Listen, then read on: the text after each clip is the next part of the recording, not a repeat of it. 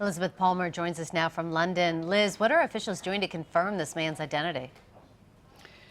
Well, it's a big guessing game. It does appear that the security services know who the man in the video is, but the British Prime Minister's office has said they're not going to publicly confirm or deny.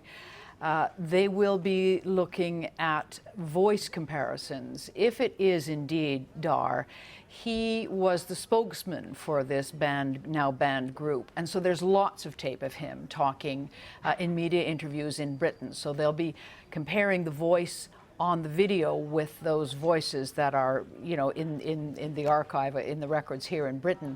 They'll also be looking at things like height, obviously, and whatever they can see behind the mask.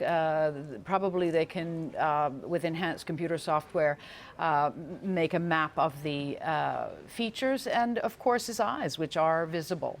You mentioned that he was a spokesperson for the group. What else do we know about Dar? He was an early convert to increasingly extremist views of Islam, and one of the very first to come out and say, I believe in a caliphate where Wahhabi Muslims can live under Sharia law. And furthermore, he said that the caliphate would eventually extend to Britain. So it's no surprise that he's been on the security services radar for a long time, since at least 2011. And Liz, he was arrested before on suspicion of encouraging terrorism, but was able to travel to Syria. What does that say about Britain's security measures?